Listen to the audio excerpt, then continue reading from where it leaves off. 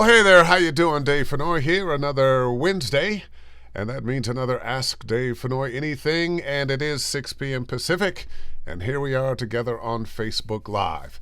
A couple reminders, if you are interested in voiceover training with me, Dave Fennoy Voiceover Training, you can go to, that's actually my YouTube channel, Dave Fennoy Voiceover Training, and all the Ask Dave Fennoy Anythings live there.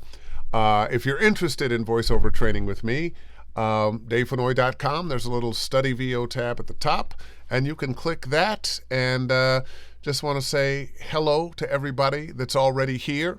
Thank you for the likes and the love. It is much appreciated. A couple things. I was not here last Wednesday because I had something very important to do. My daughter, Danielle Fennoy, who is an interior architect in New York. She has her own company, Revamp Interiors, was having a celebration of some of her work showing up in some magazines. She's going to be in Elle Design, House Beautiful, and Architectural Digest for some of her work. And she's, working on these huge projects and these huge homes and expensive apartments and businesses and just killing the game and making Dad proud. She did this thing at a hotel in Brooklyn where she lives, rented a room in the bar area and had about 40 or 50 of clients, friends, vendors, and dear old Dad standing by saying, yeah, that's my daughter. She got it all for me. Yeah, that's her. That's her. And also, a couple things I want to keep you abreast of coming up this Friday. I'm pretty sure you can still get tickets if you want to. Get your game on Los Angeles. It's hosted by the wonderful Rachel Naylor. She started this business in London, 5 or 6 years ago, maybe a year or two more than that. And it has just blown up in the UK and here. And some of the people who are going to be there, let's see, Tom Keegan, who is well known for directing mocap. Andrea Toyas, who is the lead director for Blizzard. Randall Ryan, good buddy of mine. I've worked with him. Well, I've worked with Andrea as well on many things. Randall Ryan. Great director and casting director. The amazing Deborah Wilson, quite a talent. And you've heard her here, I believe. And Zeke Alton, who you've also heard here. He will probably be talking about contracts. And a few other people. Who's that down there at the end? Oh, yeah, me, Dave Fennoy. So that's this Friday, the 4th. Sheraton Gateway Los Angeles Hotel starts at 9 a.m. and goes the rest of the day. Well, that said, let's say hello to my guest, Keythe Farley. There he is, ladies and gentlemen. Woo-hoo-hoo-hoo. Hey! How you doing, man? I am doing really well tonight. Thank you for fantastic. having me. Just a couple things about you. We've known each other a long time. A couple of the games that you directed me. That's true. And you've been in the game for quite some time, and everybody has a different story about how they got in the game and doing what they were doing. But Keythe, let's hear yours, because you are an actor, you are a director, you have a thing about radio. Love the radio. You are a bon vivant, an enjoyer of life. You had some photos that I wanted to use. They were just too small. Just not enough pixels. You were in that smoking jacket and looking so dapper. But let's talk about you and how you got into this career and how you ended up being a director. Well, thanks for having me, and congratulations to you and your daughter. Again, that sounds like an amazing trip to New York City to do some puffing out your chest and getting proud with the kids. Yeah, that's my daughter. She got it all from me. Right there. Architectural. I always loved talking into microphones since I was a little kid. I was the kid who would come home from school and get the cassette player out and string it up over the table lamp and hang it down in front of my face with my little portable record player and pretend I was a DJ on KHJ, which was the big radio station. 93 KHJ back in the day. 9:30 on the AM dial. And that was what city again? Los Angeles, Los California. Angeles. Okay, so you're one of the rare breed that was born here. Well, I sort of came of age here. I moved here when I was 7, and then split from here when I was 10. So those formative years. So wait, so you ran away from home? Yes, lived under a bridge for 6 to 10 years. It's a career choice. Believe me, when we moved to Sacramento, California, I did think about running away from home a couple of times. Los Angeles, I just fell in love with it. I mean, what's not to love? So when I was able to get back here for school at UCLA, at that point I'd been through my radio career, sort of decided that radio, while I enjoyed it, was so solitary. You're sitting in a room all by yourself, playing great music and interacting on the phones with people. But I wanted to be an actor.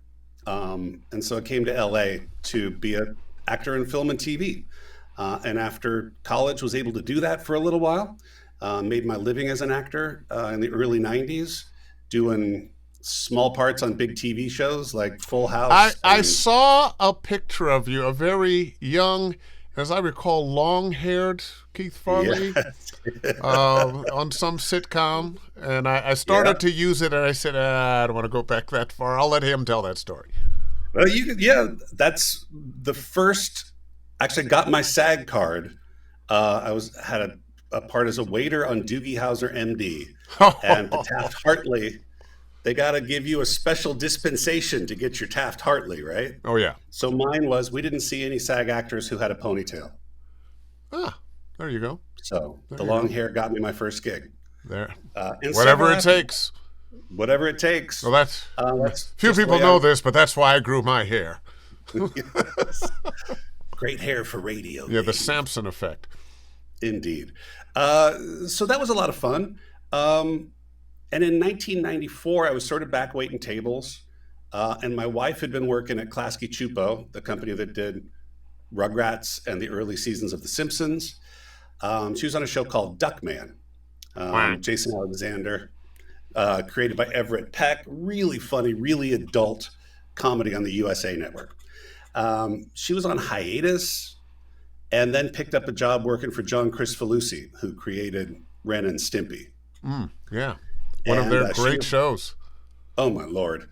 And those early seasons when John and Vincent Waller, who went on to do SpongeBob SquarePants, were working together, were astonishingly subversive and great. So she was having a blast working over there. And when her job came off hiatus, she convinced me and my pal Mitch Watson, who's now a showrunner at Nickelodeon. Mitch lives up the street from me. He does.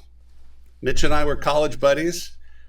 We'd done a lot of sketch comedy together. I was in his first show in Hollywood, coming out of UCLA. So Mitch and I started as PAs at Klasky Csupo. Yeah.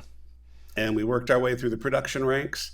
And I'll tell you, Dave, the first time I got a cassette, but they were cassettes back in the 90s. Oh, we're giving our age away. With the first initial recording, it would be called Duckman Episode 203, Radio Show. And I had a light bulb moment right there. I was like, oh, this is where radio theater went. Because I loved the old-time radio shows, particularly the scary ones. I loved Suspense and Lights Out. But they weren't really making those anymore. I didn't think there was any way I was going to be able to. They're back. Yeah. They're back. Which is great fun for me. Yeah. But there it was. There was like, oh, this is a way to utilize both of my passions, which is speaking into microphones and radio theater. And, I worked my way up through the production ranks. And then in 1997, a couple things happened. Bat Boy the Musical which I was in the middle of writing with Lawrence O'Keefe and Brian Fleming. We had an opening date set for Halloween 1997, and we needed to write a show in order to meet that opening date. So that combined with a film festival that we I don't know why I'm reminded of all those 30s and 40s movies where they're broken. I know. Let's put on a show. Yeah. And I got some uniforms up in the attic. Yeah. I got some instruments from the marching band. And I play piano. Let's go. And that's kind of what it was. So that combined with we'd thrown a film festival, and IFC had come to Brian and I and asked if we'd want to contribute to a show called Split Screen, which was an indie film, sort of 60 minutes type show. So we became producers on that show. And then Bat Boy put it up, and I went to my bosses and I said, hey, listen, I got this Bat Boy thing. I got this IFC thing that's cranking up. Can I have a few weeks off from producing to go pursue this stuff? And then I'll see where I'm at and come back and let you know. That's very said, brave. It was a little scary. Or foolhardy. Yeah. But it seemed like the things that I really loved doing, Dave, writing, directing, being on TV and producing, were all sort of happening. These creative things were starting to bubble up. And production, God bless the people who work in production, who are good at budgets and schedules, because I'm not one of those guys. Yeah. I can do a budget and a schedule. It's hard work. Yeah. And it doesn't seem like fun. Doesn't seem like the thing you want to. Isn't there somebody else that can handle this? There's a little lesson in what you're talking about here. And I think it's that if we're going to be successful, I always found this in my life, anything I tried to do that I wasn't really passionate about, utter failure. If I was doing it for the money, utter failure. But when you put those things aside and follow your passion, and when I say follow, you got to do the work.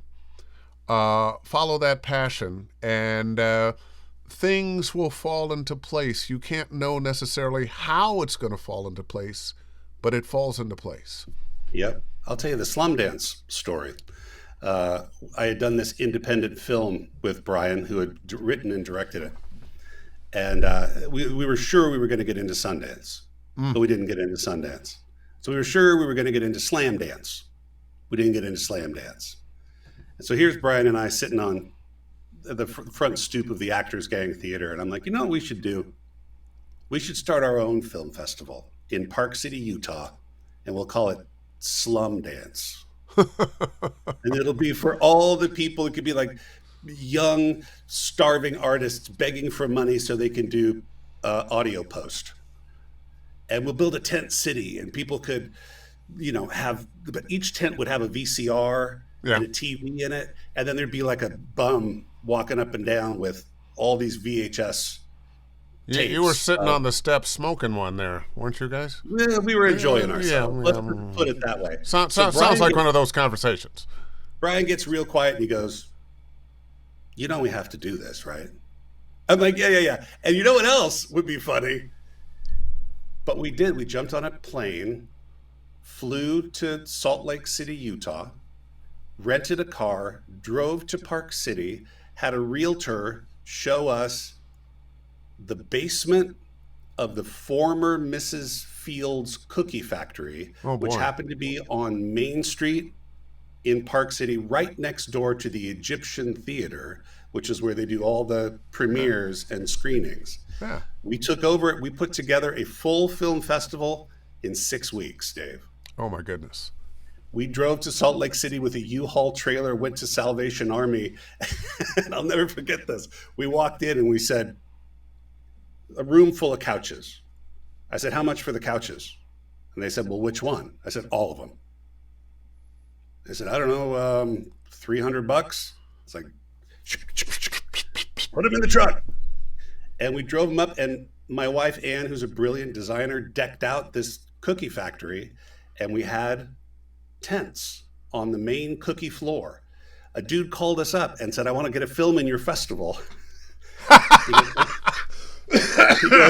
He goes, I can bring you, this was 1997, January 97. He goes, I can bring you the projector that they're using at the Clinton inauguration. He goes, they rented it for a week, but they're only using it for one day. I can bring an 8K projector. I was like, you're in, come on. We had an 8K projector. We had a 35 millimeter rig set up. We had a party. We danced all week. And Good Morning America showed up. IFC showed up. John Waters showed up. John Cusack, Tim Robbins, Jack Black. It was a parade. It was the underground party of Park City that year. And that was all because we were sitting on the stoop one night and we made something up. Yeah. And then we executed. Wow. You know, you should make that into a movie. It would be a great doc. Yeah. Well, it could be a doc. It could be a coming of age filmmaker film. Yeah, it was pretty great. So that led to the IFC gig. And like I said, going to my boss, and she sat me down and said, you know what? We've been talking about you. Paul DeMeyer, who directed the second Rugrats feature, was a brilliant artist who I'd been working on Mad TV. We'd been doing the Spy versus Spy cartoons. Yes. I produced, that was the best job I ever had at Klasky because I got to go through Mad magazines and pick the ones that we were going to animate. And Paul and I got to be real close because he's legally blind. He can see well enough to draw, but not well enough to drive. So I would drive him to the little animation studios in Koreatown to look at rushes and dailies and stuff and do the work there. And we got to know each other. And Paul became creative director of the studio and felt that he could talk to pretty much everybody on staff except the actors. He didn't know how to relate to actors, but he knew that I was a performer and a director. And so you speak actor. Yes, exactly. I understand the language. And they offered me an opportunity to be the voice director on Rugrats. Wow. As it was rebooting after the first film.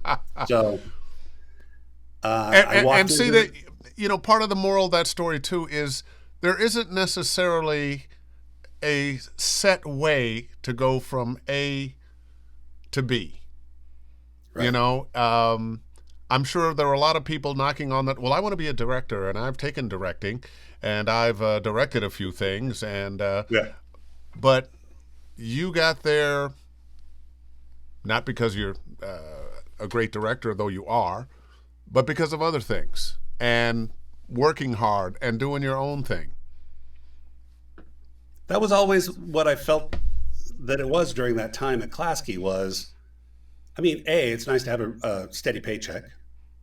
It's nice to have health insurance. These were all great things as a young married man. And the money just kept going up and up. And pretty soon I was making a pretty decent living, actually, in production. But it was so Margot Pipkin and Paul DeMeyer are the two people that I really owe a great debt of gratitude for really launching my career as a voice director.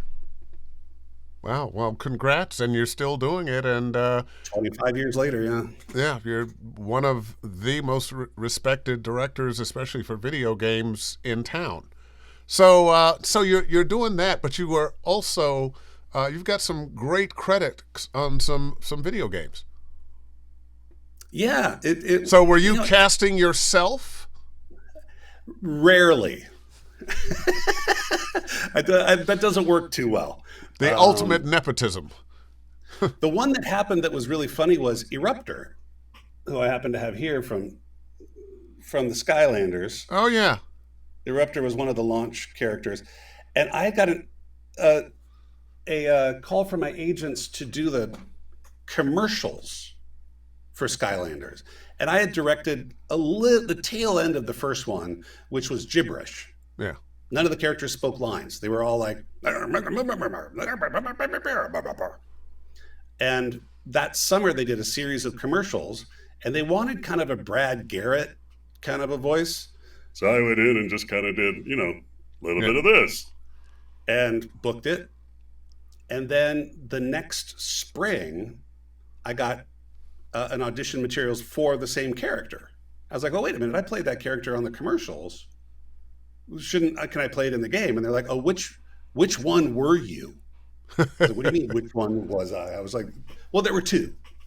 There was the one that was more Brad Garrett-y, and then there was one that was more like Lava Monster, which was done by a developer at his desk, basically. Yeah. And I listened to the one, I was like, well, I could do that. And so Eruptor kind of went from being, Brad Garrett kind of in here, kind of dumb, to being a little more like, Eruptor with lava in his throat, and he's like, born to burn. So that one was basically being in the right place at the right time to be able to say, hey, wait a minute. I voiced that character. And no, I could do what that guy was doing, no problem. Yeah. But I never, ever cast myself, no. But it's been a great run. I mean, Rugrats led to Rugrats video games with THQ and Jamie Bafus, Chip Beeman, a lot of the people that ended up both at Sony and at Sound Deluxe, which then became Formosa. And it was just these connections, and they started asking me to come in and direct. And that's kind of how I built that directing phase. Yeah. And then in 2006, I was cast in a show here in LA, a production of 1984 that Tim Robbins directed. And that ended up touring the world. We were in Athens. We did Melbourne, Australia, Hong Kong, China. We did 3 weeks in Spain. That was unbelievable. What part of Spain? Madrid? We were in Madrid and Barcelona, Bilbao, and then we went up to Vitoria, up the coast, near Catalan. So I really got to see Spain while I was doing this amazing. While you were working. 1984, came home with a paycheck. There you go. Yeah. Well, let's talk about the bones, the technique of being a director. I've had the opportunity to work with a lot of different directors. Sometimes I have felt they were lacking, not often, but there have been some times I didn't feel a director was ready. What do you think makes a good director? How does a director have to prepare, say, for a video game? What I've learned throughout my career, and this came to me very early, in Rugrats. I mean, we would do group records, and it was... Which is rare now. Yeah, sadly. And there's Chris Kavanaugh and E.G. Daly in the middle on this end. Mm-hmm. And 3 more distinct personalities you could not ask for. Chris was crazy, lovely lunatic. E.G. was always had like a magazine open and was just like, what? Okay. And then genius would flow out of her mouth. And Kath was very attentive and just kind of kept herself and quiet. So there were these 3 different people in the room. And then in the afternoon, I would get Tress MacNeille and Jack Riley and Michael Bell. And some of the best that ever did it and got away with it. Yeah. So I realized that each one required a different approach. And the key to getting a great performance out of an actor is to make them feel relaxed and at ease and comfortable. And that's different for everybody. So for someone like, I know you're coming in, I know we're going to have a great time and we're going to laugh our asses off. But other actors come in with a very distinct purpose. And it's a matter about adapting how you approach. I could say things to you that I would never say to other actors. So what are one of those things you would say to me that you'd never say to somebody else?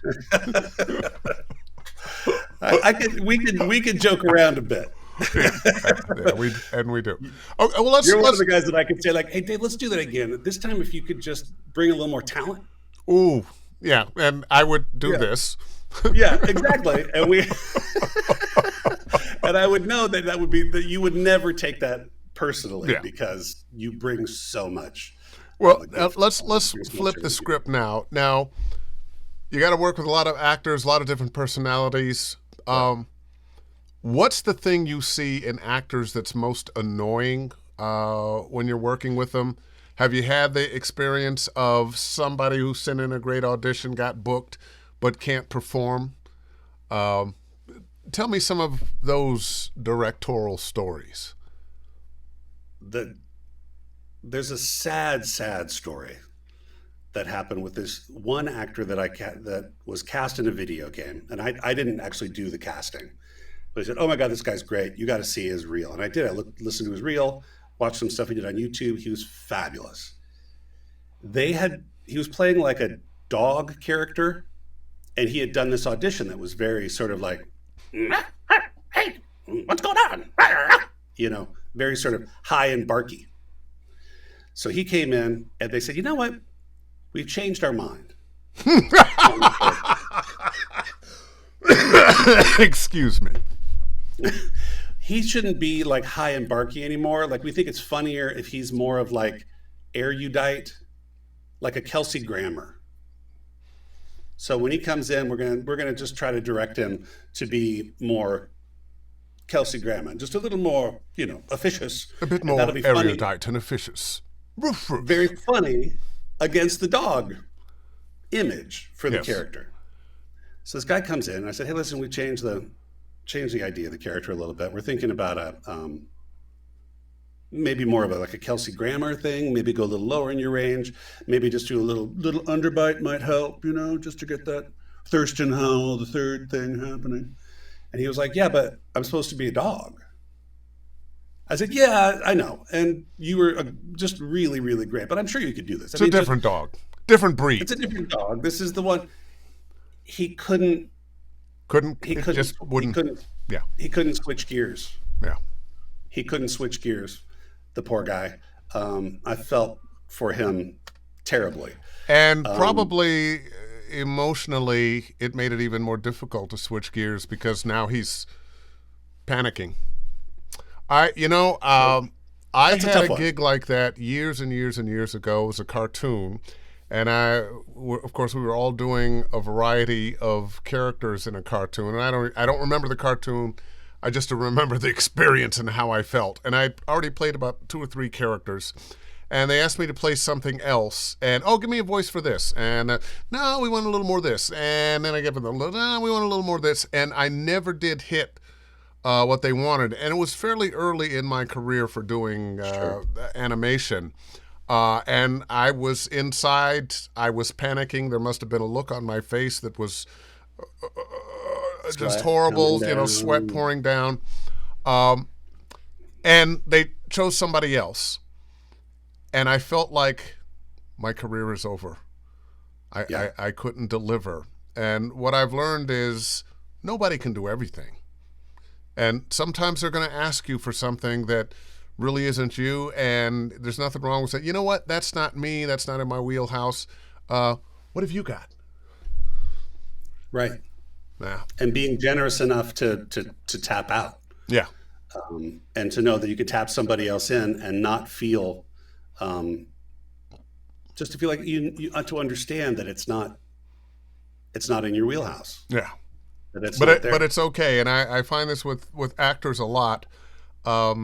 We can be intimidated sometimes by the particular talent of another actor, and I want to encourage people to understand that everybody's got a thing. Nobody's got your thing.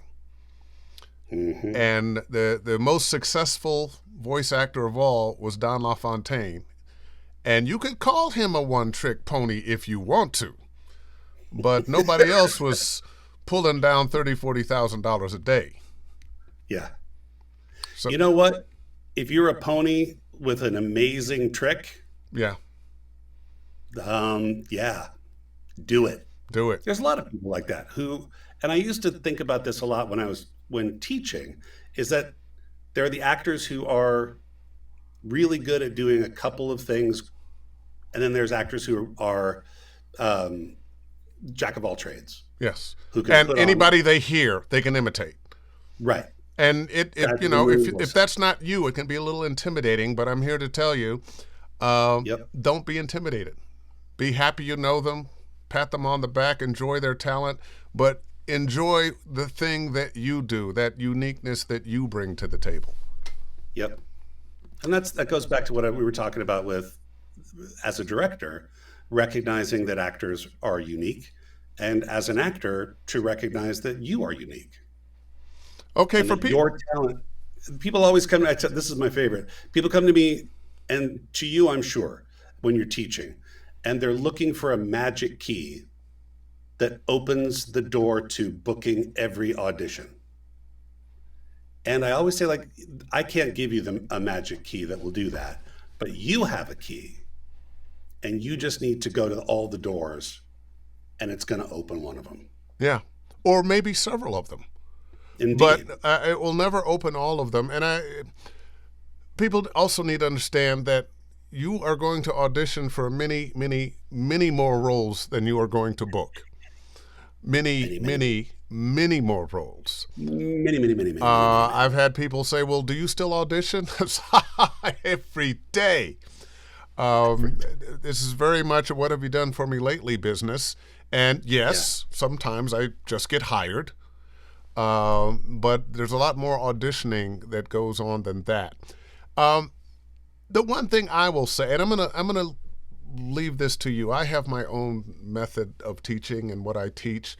When you're teaching, and I know that you do, when you're teaching an actor, what's the grounding for an actor who wants to get into, say, animation and video games? What are the things that you tell them are most important?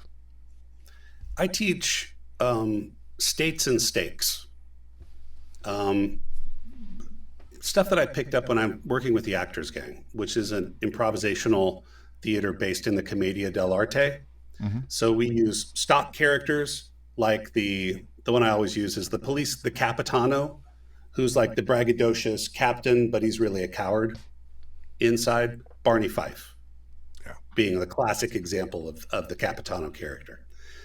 But you have to know what's your emotional state. That's the states action. There's happy, sad, angry, and afraid. So there's a spectrum for each one of those. For happy, you could be pleased to overjoyed, right? Same with sadness. You could be bummed or griefed. Angry, you could be miffed to enraged, and afraid, you could be unsettled to terrorized, right? Where does the state come from? It comes from what's at stake for your character. What does your character want? What is the desire, both on the upper level, like guiding forces in the character's life, versus what do I want in this particular scene?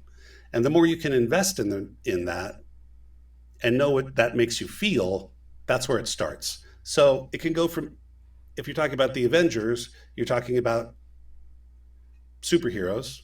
What's at stake? Stakes are saving the world or universe. The world. Yeah, the world will be destroyed. And so everything takes on that. Am I winning? Am I losing? Am I saving the world?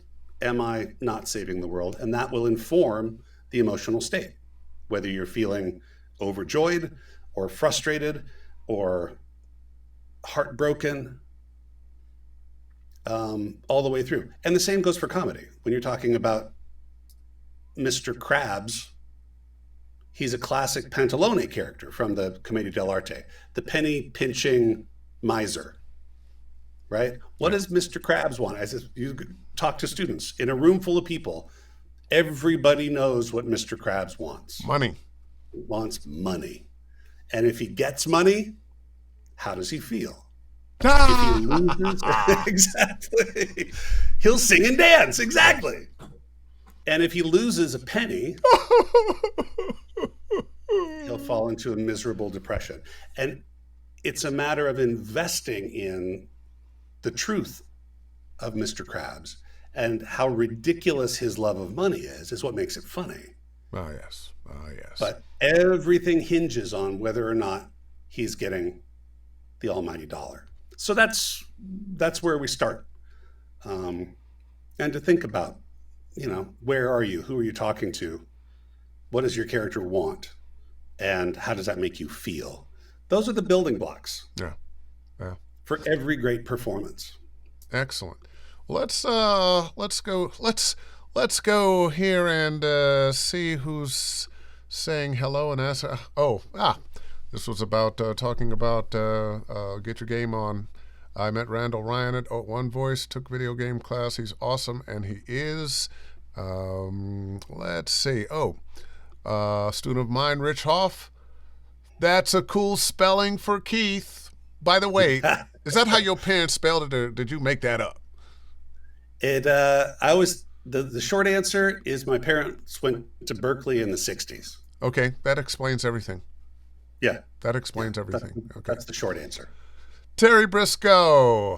Hello, Keythe. What would you say outside of the obvious answers of being nice and having talent or attributes directors want in voice talent? I think we have more nice voice talent now, but I remember when I got in the game, there were a lot of people that were aloof and sometimes downright assholes, but they were very talented, and for whatever reason, they continue to work. I don't think that is as possible now as it used to be. I agree with you. We often talk when we're casting, especially if it's when we were casting Bat Boy off Broadway, you really want to know if these are people that you want to hang out with. Yeah. For 3 weeks of rehearsal and 12 hours a day during tech and previews and opening night. Who do you want to hang with? So being pleasant to be around certainly doesn't hurt. Yeah, there you go. And it's a balancing act, but you've also got to be able to, you got to have the chops. You got to be able to throw down when it's time to throw down as well. Being charming will get you. Yeah. So far, it'll get you a ways. From when we were talking about Ren and Stimpy, got away with so many things they shouldn't have for it to have been that long ago. It's amazing. That's what made it so great. Yeah. Yeah. Well, we're living in a time where I think it's a little more difficult to get away with some things. That we got away with, we're all afraid of being canceled. Grace Newton. Keythe, what is the most disastrous mistake you made as a voice actor? Ooh. That's a good one. It's a good question. I think it's a mistake that most folks these days know not to make, which was sending around a demo tape that wasn't pro. That was the mistake I made. I knew I had a good voice. I had some credits where I used my voice. So I kind of grabbed a little bit from here and a little bit from there, and I cut it all together. And then I made some duplicates, and then I ran them around to all the VO agents in person with a copy of my theatrical resume. And that was a disastrous mistake. Now, what was the outcome of that? Because clearly you overcame. What do you think it slowed you down? Do you think it stopped you? Clearly not. No. What did you do to correct it? But it can be a disastrous mistake. Yeah. And I always tell students, as I'm sure you do, to not go out to the world with a demo until you're ready to compete with the best in the biz. Yeah. And back in the mid 90s, I just didn't even think that way. I was just going after it. I know the feeling. My first demo was 5 minutes long. It was a commercial demo. It was a lot of local radio stuff that I'd done. And the agent in San Francisco, Joan Spangler, she's still in business. Sure. After about 3 months, when she finally got back to me after I called and called and called and called, she had me come in. I was living in Berkeley. I had to go all the way to San Francisco, and it took me longer to get there than the time I spent with her. She said, well, you have some talent, but this is terrible. It's too long. Yeah. There's too many. And she said, redo it and come back and see me in 6 months. But I did because I wanted next week, not in 2 weeks, Yeah. not tomorrow, 6 months. I plugged away. I kept working. I mean, at that point in my career, I was doing a lot more directing and writing than I was doing acting anyway. With Bat Boy, it sort of took over. We wrote the Independent Spirit Awards. We wrote those award ceremonies. We wrote jokes for movie stars for a couple of years. We were doing those split screen shows. We were doing 8 or 10, 5 to 10 minute pieces for those shows. So I was working in the industry. I hadn't put all my eggs in the It wasn't like you were a broke actor trying to worm your way so you could pay your rent or buy a meal at McDonald's or something. Yeah, right. It wasn't like that. All right, this is a real setup. Yeah. Keythe, who's the easiest actor you've ever worked with and why? Well, besides Dave. Dave is actually, I mean, honestly, all joking aside, I mean, you really are one of the easiest actors to work with because you're always up for anything. And again, you're one of the kindest, most welcoming, warmest personalities that I know. But yeah, definitely, Dave is in the top 5. I'd put Fred Tatasciore up there. I love Fred. Fred is an incredible talent and a wonderful human being. That he is. I like working with Ashley Birch a lot. Ah, yes. I've been able to play alongside her as a performer in Horizon Forbidden West. We had a scene together, which was a delight. I've directed her in Final Fantasy 15. She's an absolute joy. I'm just going to name one of each. Okay, there you go. But you put my name in there, so it's okay. everybody's, I mean, in this business, I mean, there are people that you look forward to seeing. And then there's people that you enjoy working with. But the ones that when you see the schedule for the day, you go, oh man. Yeah. I think there was that day when I think I did have you in the morning. And I think I had Fred in the afternoon. It was just one of those days when you look at the schedule and you just fill with joy. Steve Bloom is another one. This will be fun. Steve Bloom, yeah, absolutely. Rich Hoff Jr., one of my students, you displayed some voice versatility there, Keythe. So what's best for success? Developing many characters, mastering one archetype? That's a very good question. It's important to know where the money is for you vocally. It's important to know what you're really good at. I've been fortunate enough to play a couple of good assassins in video games, from Thane, Krios in Mass Effect to Kellogg in Fallout 4. It's funny, they're both assassins. So that's sort of deeper. Thane is much smarter. He's much more in control, right? With a little bit of curiosity about the world. Whereas Kellogg's just a badass, right? He just doesn't see any future for himself. So it's in here. But that's an archetype that I've been cast in a few times. Another one is, it's really funny, I talk about this one every once in a while, having a butler, my butler character, just the sort of John Gielgud from Arthur. The kind of character that is always going to be used in something.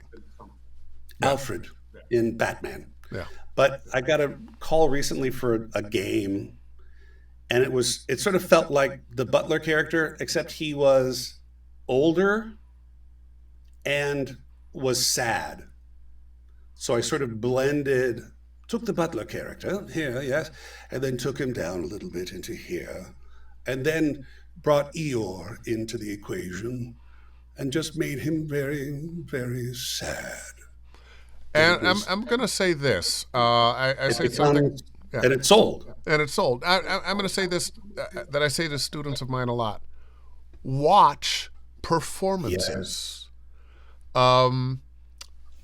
For video games, especially, I say, well, you want to watch movies and hero movies and superhero movies and television shows. Not to mention, I'm not a gamer myself, but I do watch gameplay.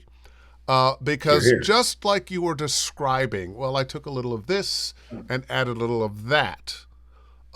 This is how we put characters together. And we have to stop watching in a way of just for entertainment, but to learn, well, what is this actor actually doing? What is it about this performance that I like? I like to turn on the closed caption and see how the words are Mm. written, and then how does this actor deliver those words? Yep. Yep. I tell students the very much the same thing, which is watch with intentionality. Listen. Listen for characters that you could play, and make note of those characters. Like, that guy, I could totally do that character. Write that down. Yeah. I had the experience of I enjoy watching golf. I don't do it as much as I used to, but there was a period where I was watching some golf when I was just sort of getting back in the saddle as a VO talent. And I realized that the sort of commercials they play on the PGA Tour were perfect for my voice. So I would sit and watch the match, and when the commercials came on, I would try to echo whoever it was talking about John Hamm doing Mercedes Benz, or a PD Ameritrade, right? Right. So high end cars, high end investment banks. And I would just sit there when I was watching golf, but also making it a practice time. Yes. Well, I tell students who are studying commercials, when the commercials come on, turn them up. yeah, That's when you listen. And I liken what we do very much to being a musician. The best you're musicians here. listen and imitate the best musicians. You're talking rock and roll and jazz. You're talking all these people were listening to blues guitars back in the day, or if Yep. saxophone from back in the day, and then you make it yours. You bring that thing that is you to it. Got another question here for you. Theodore Mezzacapo. Hey, Keythe, what would you suggest a voice actor without an agent do to get work, specifically in video games and animation? I think, I think you have to get in front of people.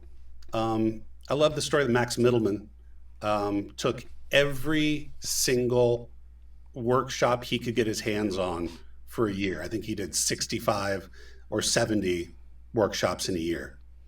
And in those workshops, he met casting directors, he met agents, he met everybody in town who's doing this work, and built relationships with those people through those workshops. It's an investment Yeah, in your I was career. going to say he's a student of mine, and he's out on the East Coast, Hmm. in Jersey, and Joy. it used to be that would be much more difficult to do from someplace like New Jersey Yeah, for all the people who are here in LA. But thanks to the internet and well, we're not on Zoom, but it's Zoom-like. Thanks to Zoomish. Zoom, you Zoom can get adjacent. yourself in front of casting directors and directors for workshops. And I'm going to suggest when you are ready, one of the best things you can do is take one of those workshops that is being run by a casting director for a Disney or a Pixar, or, insert company that you want to work for here, gaming company, whatever. Uh, because that is one of the ways you may be found. You impress them, but you've got to impress them. You've got to impress them with that thing about you that's special. It's true. But Got that's the another best way one. I know. Yeah. That's actually a great story for us that are newer in the game to hear, Dave. I'm not sure which story that was, but to hear well-respected talent such as yourself have a rough day in the office just like us and still make it to the level is fuel. You know what? And that's why I tell those stories. Nobody gets where they're trying to go without making mistakes, without some failures along the way. If you haven't failed, you haven't been trying hard enough.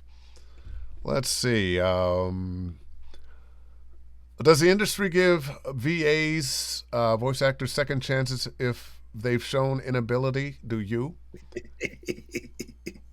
You want to hear a really good story about this? Yes. This is how well talent versus who you know. When I was working on Rugrats,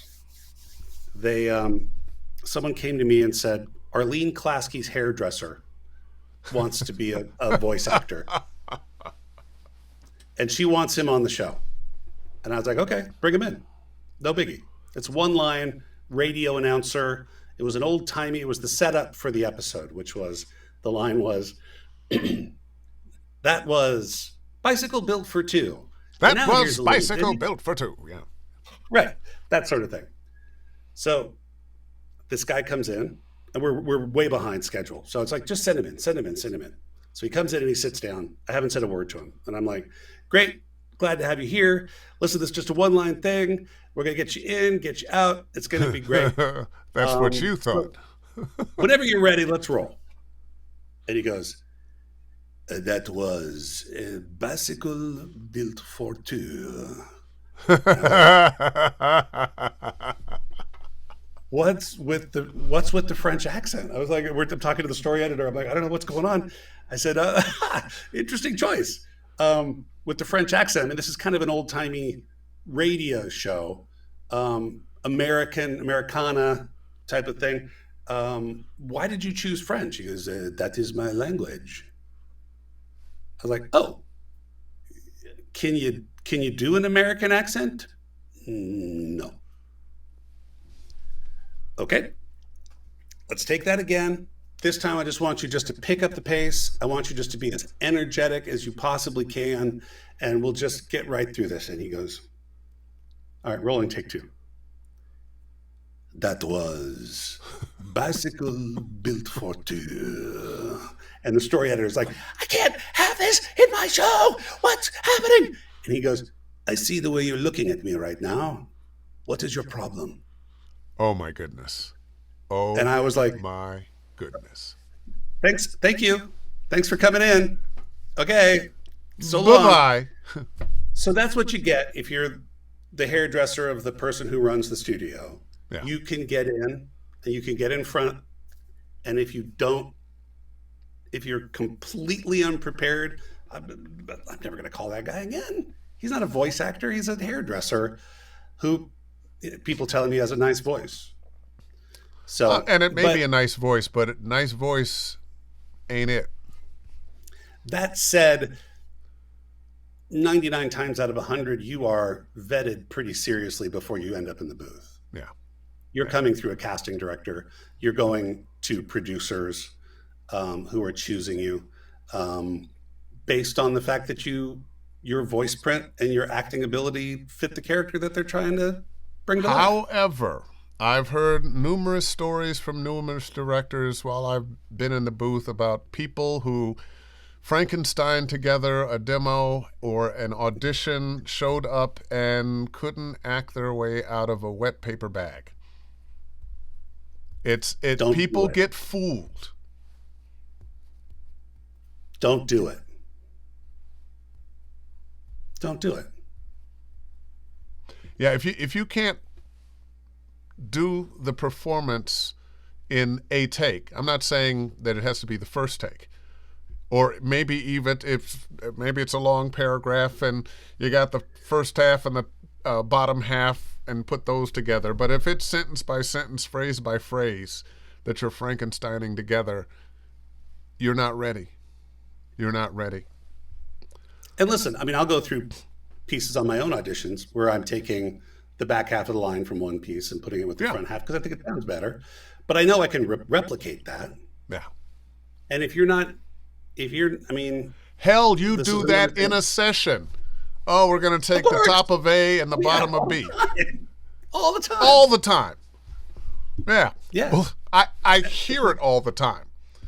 All right. And Wait it a minute. doesn't mean that you did anything wrong. And No. that's the other thing is when you hear that, and these days you hear what take I choose. Yeah. And in the old days, that was all secret Yeah. information because there was And walls of glass sometimes as an actor, I wonder why you chose the take you take. When I say you, I don't mean you necessarily. But I'm pretty good at knowing which take you're going to take. I've developed a sensibility about that, and a sensibility about, okay, I did 2 takes. They're okay, but now I've got one that will be the one. And more often than not, that's what works. Let me get to a couple more questions here. Terry Briscoe, any advice on when it's time to go union if you're eligible? When you get the gig. Yeah. Yeah. You have no choice. And when you have no choice, that's when you have union. no choice. And I'm going to tell you, the union has issues and problems like anything else, but you're much better off being in the union than not in the union. I promise you. You're going to hit an age of retirement, and you are going to want that pension.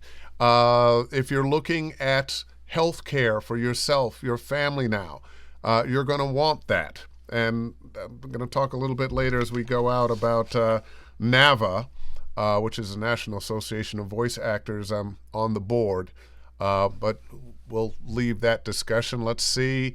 Chad William Fisher.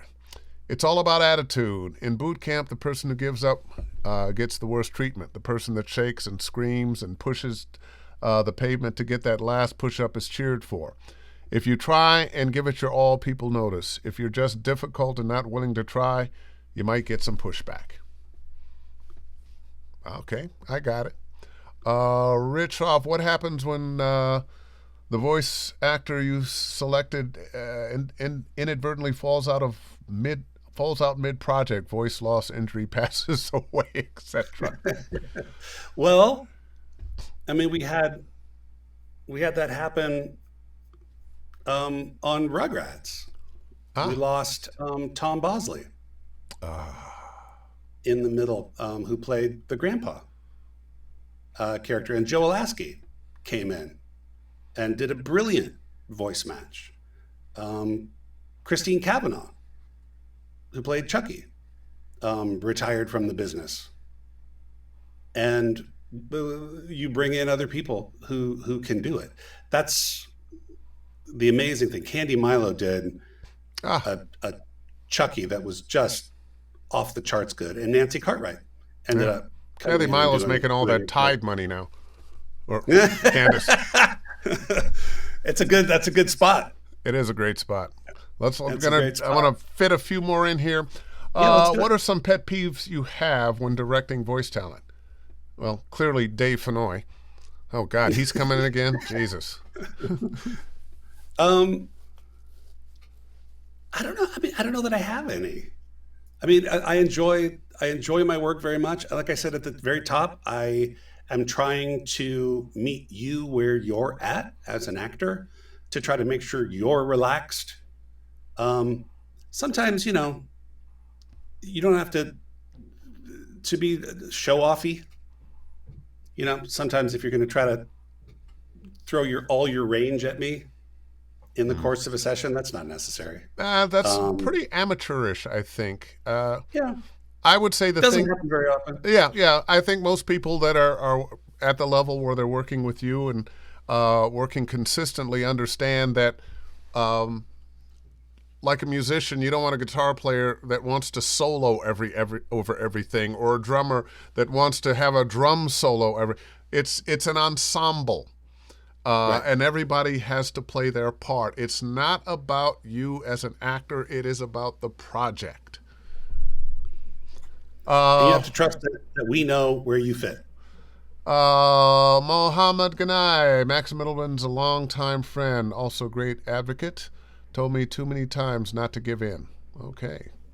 Hey, Mohammed, it's good to have you here. All right. Oh, Terry again. They're always asking for the guy next door read in audition process, but most of the commercials I hear are more or less, at least a little bit announcery. Here's another great story from my Klasky Chupo days. We did a show called Santo Baguito, which was a little Spanish town on the Tex-Mex, filled with bugs, right? So the main character, and they were all Spanish bugs. So anyway, there were these two characters that were flies, and all of the audition copy said we want grounded, realistic, Texas sounding characters for these flies. And so, I was there. I auditioned for the role, and I did kind of my Texas accent, just kind of in here, and yeah, that sounds good. I didn't push nothing, didn't do nothing that was too crazy. Who did they cast? The most cartoony voice you've ever heard in your life. Well, big doggone, buddy, I'd say we go fly over there and get on that dung. Yeah. And one of the things I think that happens when you do that, because I have seen that happen a zillion times. The spec said this, and what you got was diametrically opposed to it. Yep. They think they know what they want, but they don't really know until they hear it. And sometimes that is exactly what they said they didn't want. Because that was the thing that popped into their head. And, let's stay away from that thing that we think is obvious. And then they go for the thing that is obvious.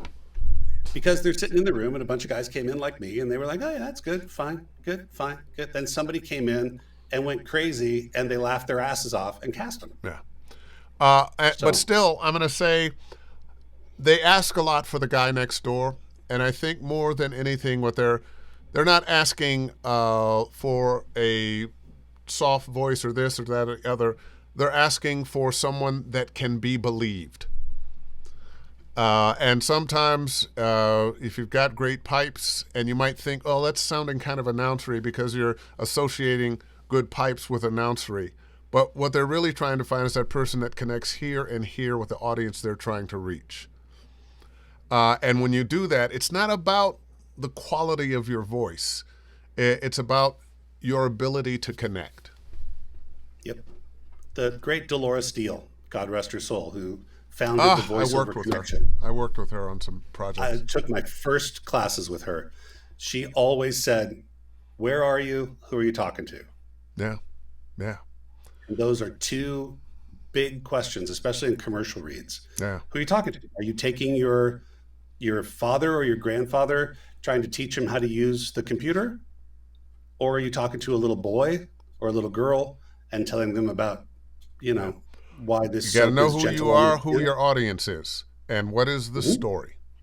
What's the story? So listen, I think when they say no announcers and they want the guy next door, they don't want the big announcer type. That's what they're looking to get away from. But there are still, you want to sell the product. You want to look for those adjectives that describe the product. Yeah.